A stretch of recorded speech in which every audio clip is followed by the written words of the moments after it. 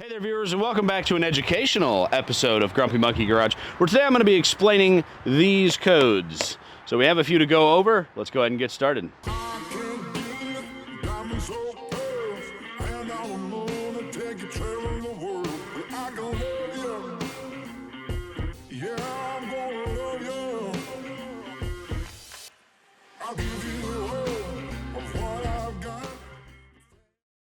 All right, let's get started. We're going to be talking about some very basic codes here. We've got a P0171 P0420. Now, these are our lean condition codes.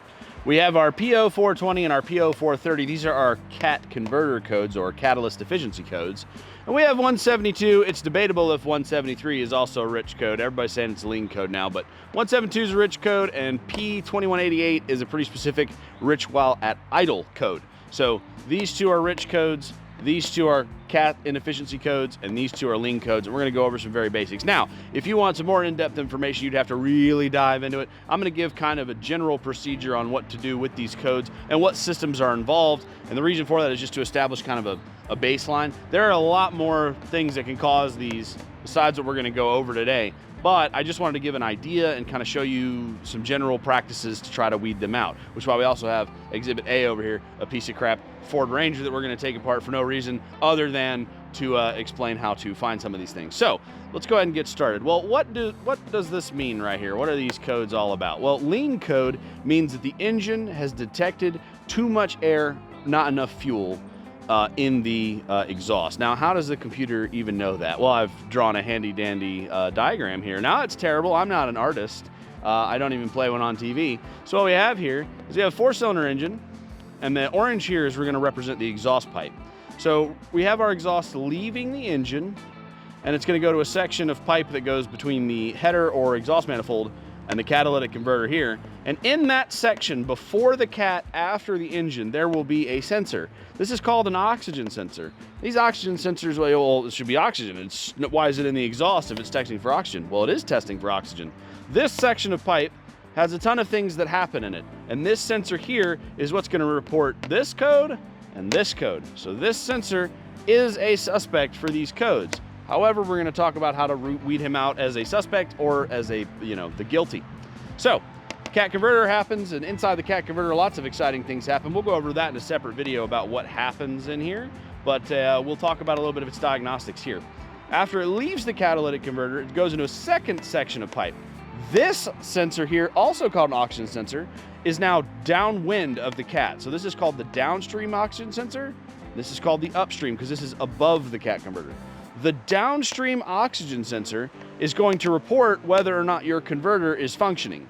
So this sensor checks on the CAT. This sensor checks on the rich or lean condition of the engine. So this guy is giving you fuel trims. This guy is checking on the CAT. Now, does this check fuel trims as well? Well, kind of, because it's comparing the fuel trim data from this of we have X parts fuel, X parts air. Did it go through the CAT, and now we have less pollution. So it is still checking for the same type of things, but mostly this oxygen sensor is reporting whether or not this is functioning, and this one is really reporting health of engine. So they both report on the same types of stuff, fuel and air mixture, but this one is just comparing it against this guy to see if the CAT is healthy. Now, after your exhaust has passed through both of these sensors and the converter, we're gonna enter a muffler. Now, this is where things matter. The muffler has a bunch of baffles inside it. Think like a bunch of broken up pizza boxes angled in certain ways to slow the air down. It prevents the air from leaving quickly. Some guys want to cut these off of their car, and they're like, yeah, it sounds nice and loud now. Well, that does affect because now the exhaust is running by these sensors faster, and you might run slightly rich. But that doesn't really affect things when they're so old. It doesn't matter too much. We're just for purposes talking about the oxygen sensors and these codes, but that's how muffler works. All of our exhaust is going to flow down this chamber here, and it's measured twice. That's what we want to focus on. So what is a rich and lean condition? What the hell am I talking about? Well, let's get over here. I've drawn two cross sections of this exhaust pipe here from engine to front CAT. These are the sections here represented in lovely red. Now, I've drawn a key here to this map. We have air in green and fuel in orange. So here in this first exhaust sample that the oxygen sensor is going to read, we have a ton of fuel particles and a little bit of air particles. So this condition here, with a bunch of fuel and a little bit of air, would be a rich condition. So we obviously have a rich condition here because there's more fuel than there is air, and it's not at the perfect mixture. We need the perfect mixture for the car to run right, and this is too much fuel to too little air. Now we come down to Exhibit B here. We have a ton of air and only a little bitty bit of fuel. So we got a little bit of orange, whole lot of green. So we have a lean condition here because we don't have enough fuel. So this is lean. Now this sensor here is going to report these findings back to the computer. Now the computer can go, oh, well, we need more fuel, we're going to dump more fuel. So the computer can compensate for a lean condition by opening the injectors longer or injecting more in the GDI system, whatever it needs to do to add more fuel to try to correct this mess. Now, once we get to a point where the computer cannot correct its fuel trim, we're going to set a code. So this bottom one here with a bunch of air is going to set one of these. Now, why do I have two codes that mean the same thing? Well, on a 4-cylinder engine here, where we only have the 2 sensors, it will only throw the top code. It's not capable of the second one usually. There are some 4-cylinders like Subarus that actually do have a second bank. But this one here means bank 1, this one here means bank 2. So bank 1 is being reported on the front bank of cylinders.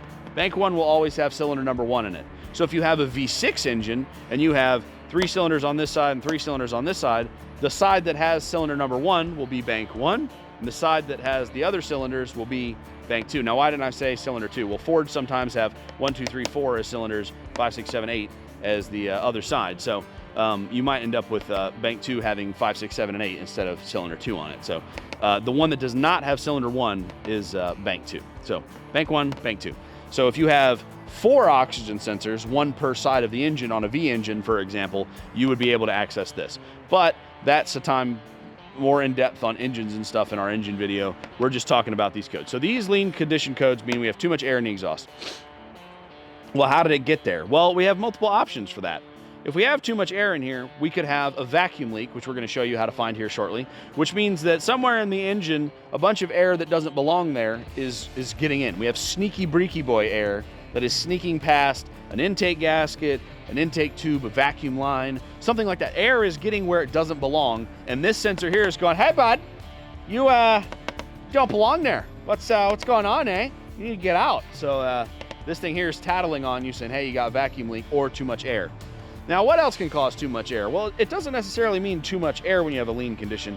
It might also be a severe lack of fuel, which is leading to our lean condition. So if we have a really weak fuel pump in our vehicle, for example, and it's trying to run uphill, you might only get a lean condition like this when traveling uphill. If that's the case and your fuel pump is struggling, your fuel pump is not capable of delivering enough fuel, you'll still get this lean code, but you won't have a vacuum leak. You'll have a bad fuel pump. So we're going to learn to test for vacuum leaks and fuel pumps today regarding lean conditions. So that's what we're going to be looking for.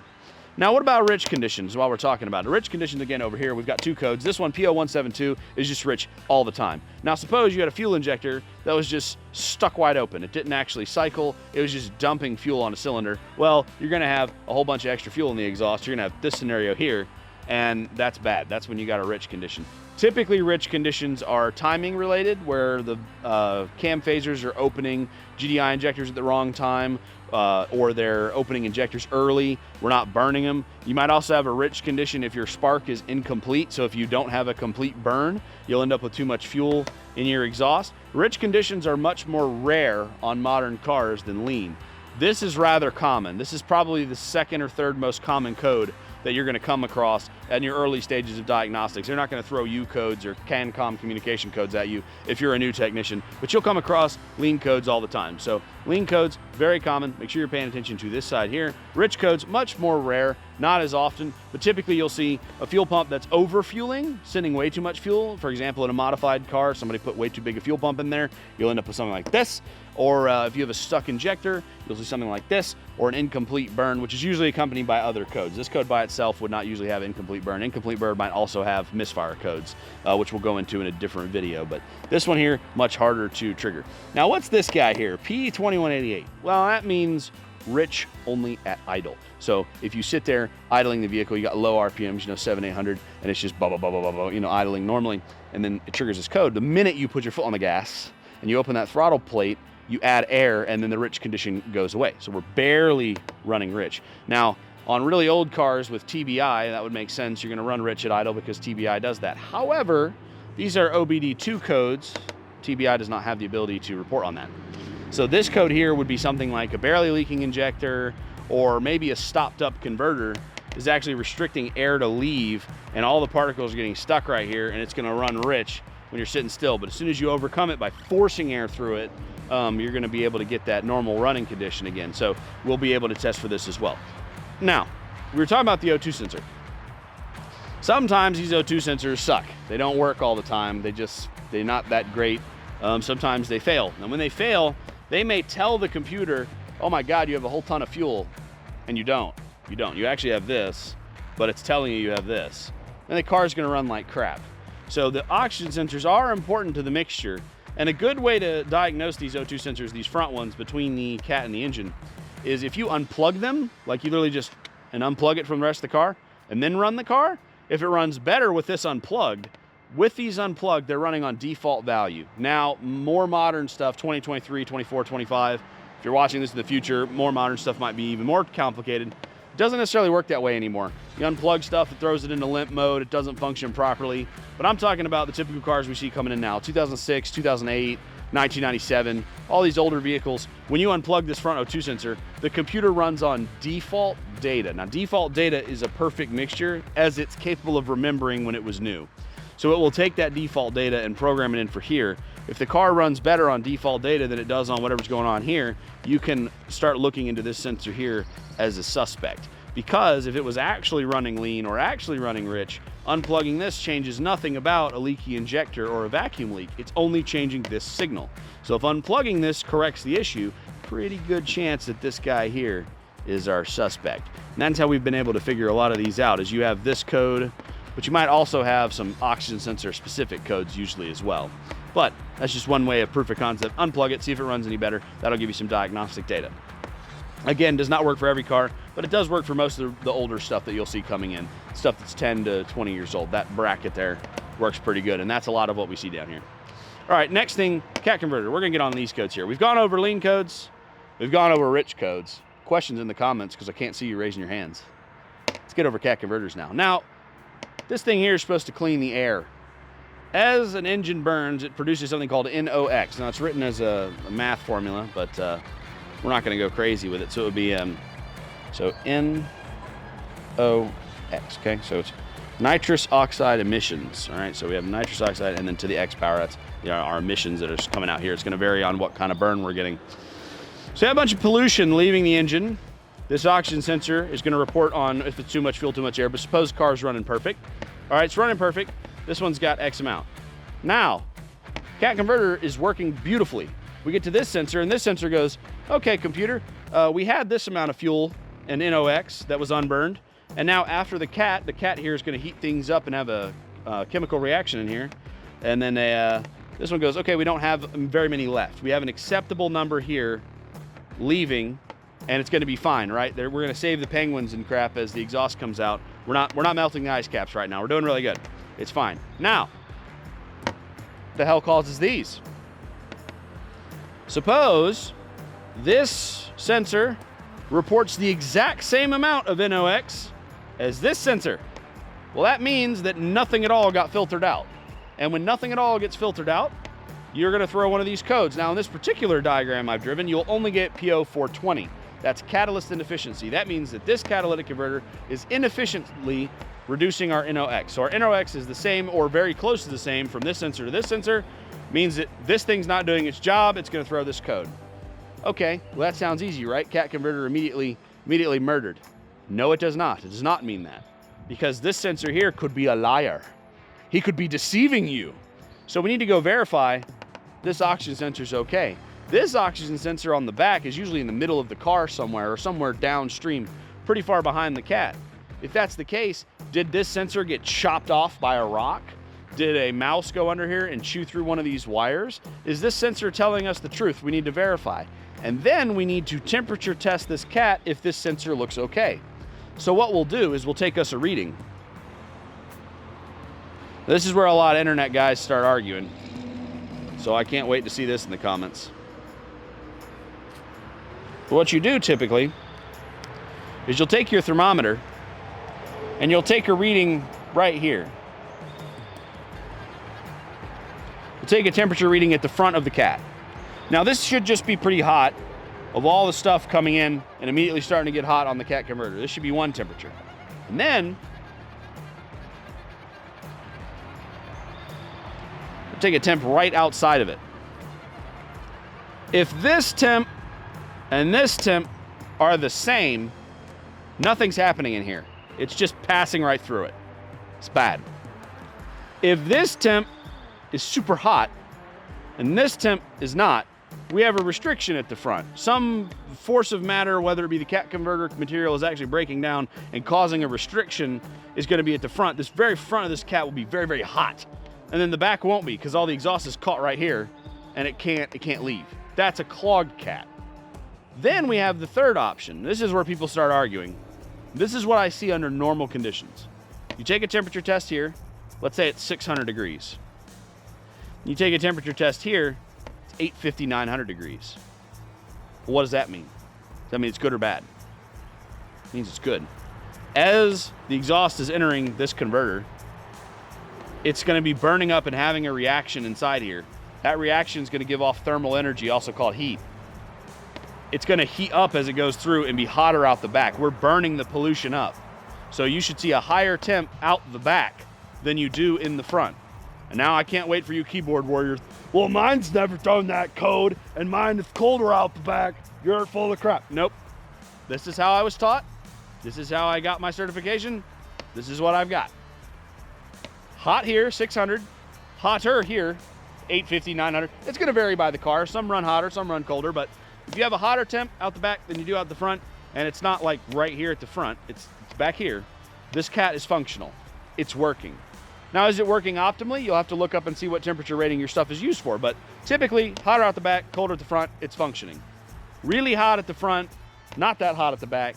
We're having a reaction early. All of this material in the front is stopping our flow. You might have another symptom as well. If you have that case where it's really hot right here and only okay back here, your other symptom would be very low power. So as you hit the gas, it just and tries to stall. It doesn't want to go anywhere. And if that's the case, your air is trying to leave and it can't. It's hitting an obstruction. So your power is cut because the engine can't rev because as it's trying to, it's just hitting this brick wall of obstruction in the front of the cat. All right, so I think we've explained pretty well how a cat converter works. We're having a chemical reaction inside. We could do a temperature test to tell if it's functional, and then we know to check this guy here for these codes as well. Now, why do I have two codes up here when this here is a P0420 code, right? This is for bank one, okay? If you have a V6 engine, again, let me just draw one for you real quick. All right, I've drawn a V6 engine, so we've got 1, 2, 3 cylinders here, and then we've got 4, 5, 6 cylinders here. So for sake, we'll say it's a Toyota or a Chevy engine. We'll have cylinder 1, cylinder 2 right here. So cylinder 1's side might have its own catalytic converter. If it does, that will be cat number 1, which if this is the side that has the issue, you'll have P0420, and this is the side you'll need to check. This whole side over here will have this diagram for its side. Now, this will be side 2, this will be bank 2, so bank 1, bank 2 as they're referred to. Bank 2 is capable of throwing P0430. That means this cat. Sometimes a vehicle only has one of these go bad. They don't always go bad together. If you have a leaking injector or a misfire on cylinder number 2, for example, the misfire is going to murder this catalytic converter very quickly. And when it does that, only this cat is going to go bad. If there was never a misfire on this side, this cat might live another 20 years. There's no reason, unless they're sold as an assembly on some Jeeps, for example, like the Wranglers from like 2008 or so with the V6, you could only buy them together, which is like awesome. Thanks a lot, Jeep. So instead of a $200 to $800 cat, you now have a $1,500 cat converter replacement. That's really kind of them, which is why you should buy a Toyota. Anyway, bank 1, bank 2, here's the related code. So if we have a lean condition only on bank 1, we have an air leak or an injector that's not performing, we'll get P0171 is only referring to these 3 cylinders.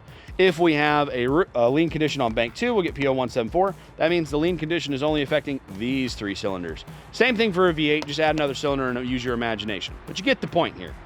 This cat, this code, this cat, this code.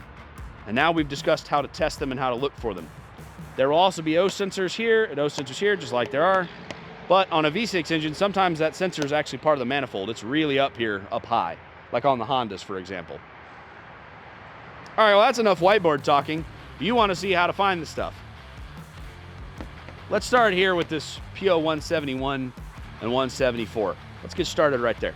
So we're going to use the knowledge we just learned for some practical applications. Suppose this vehicle here came in with a P0171. Now, those of you old geezers watching this video just to critique, yes, I'm aware this is OBD1 and would throw a different code and some 2-digit code that I don't have memorized, but we're going to say for just gasoline engine examples that this vehicle here threw a 171. So we have a 171 code, and we are going to be looking for things that would cause that condition. Now, as we just learned, that's too much air or not enough fuel.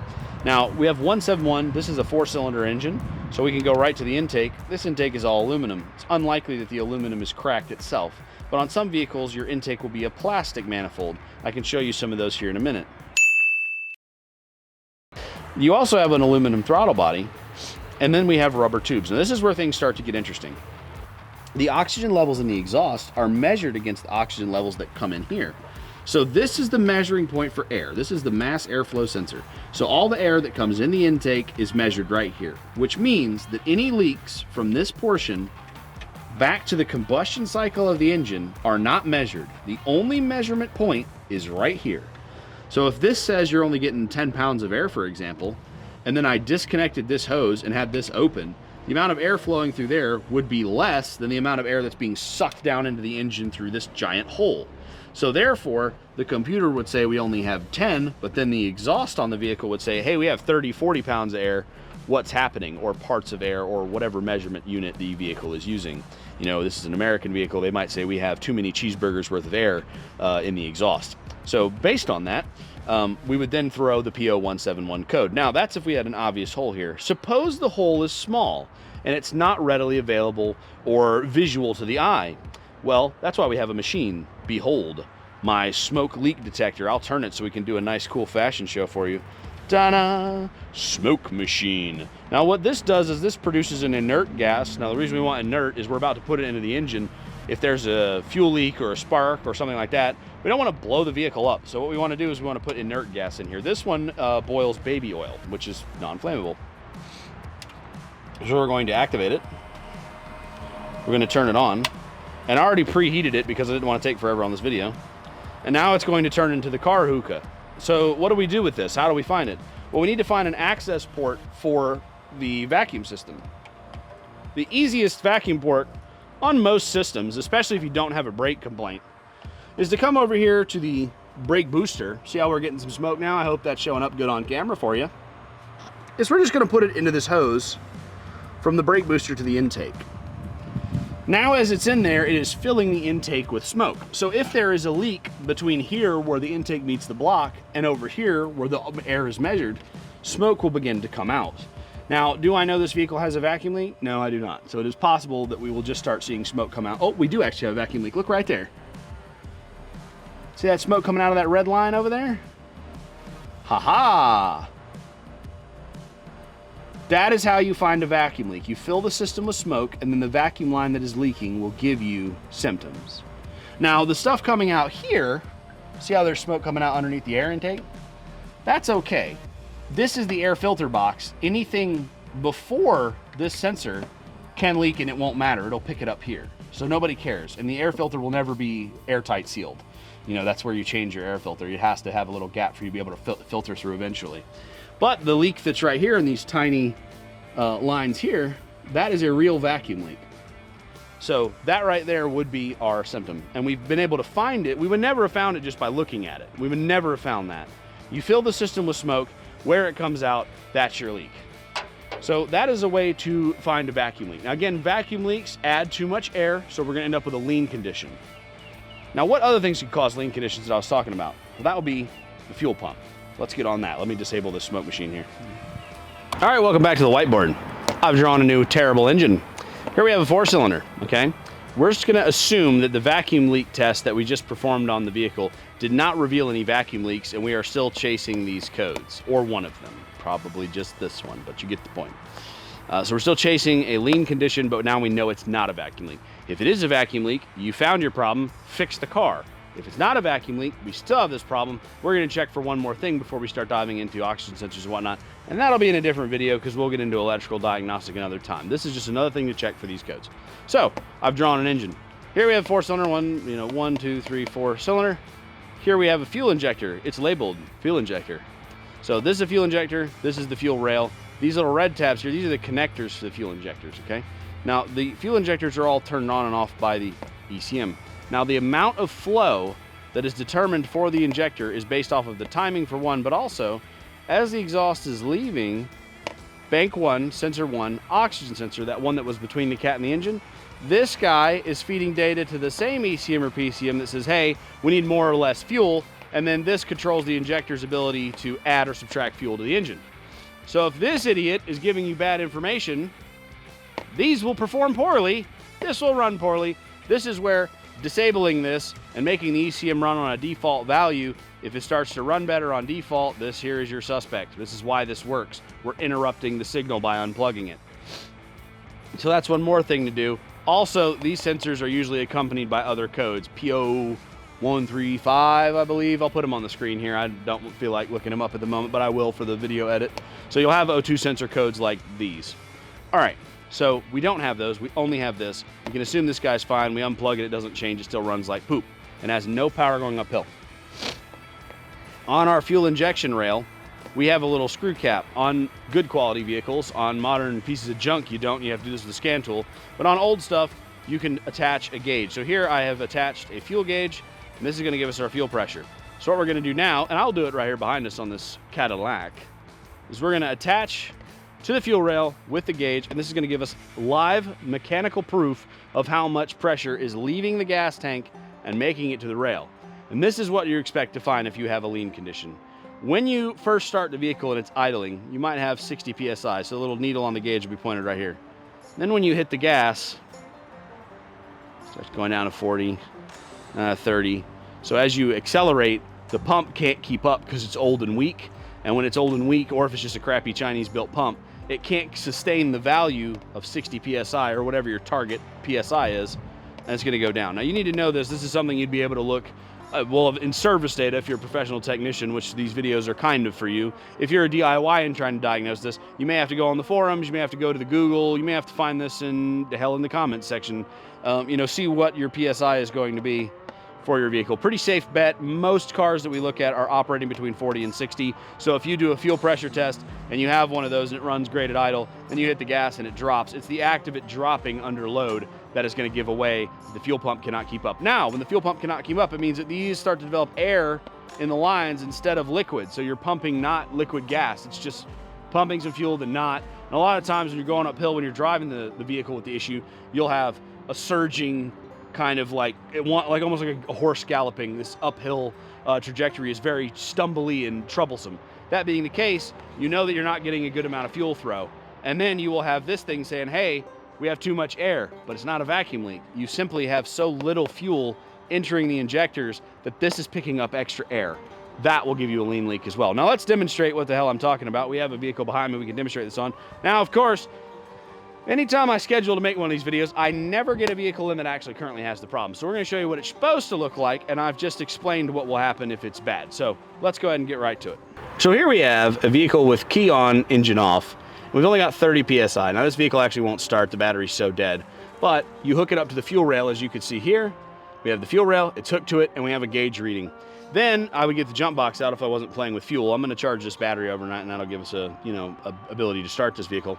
But the gauge will go up, you'll run it, you'll watch the gauge, have a friend or somebody get inside and hit the gas, and if it starts to come down, you know you have a bad fuel pump. And that will also give you a lean code. It's coming, I can feel it. Damn pollen. Anyway, so that's how you hook up the gauge system. We'll show you some footage of that. And then now you know how to diagnose for pump. So in this video, we've gone over the codes, we've gone over some diagnostic procedures for lean codes, rich conditions, and for catalytic converters. Mostly focusing on lean and catalytic converters. For Rich condition, it gets a little bit more complicated. You have to go down the cylinder with a bore scope and see about leaky injectors and such like that. And we'll get into that in the electrical video more. So it's mostly lean codes and catalytic converter codes. I hope this video is helpful, and I hope these tips and tricks have been helpful with you and your diagnostic. And remember, just try to keep it simple. Don't overthink it. Every time a vehicle doesn't run, everybody runs off the handle trying to overthink the thing. Don't do that. Also, if you need this fuel injector pressure test kit, you can rent these at most parts stores. If not, you can purchase them at places like Amazon or Harbor Freight. These kits are readily available. They're very cheap. Get you a universal one so you know you got the right adapter and you'll be good to go. All right, use this knowledge wisely, and we'll see you next time on Grumpy Monkey Garage Educational Edition.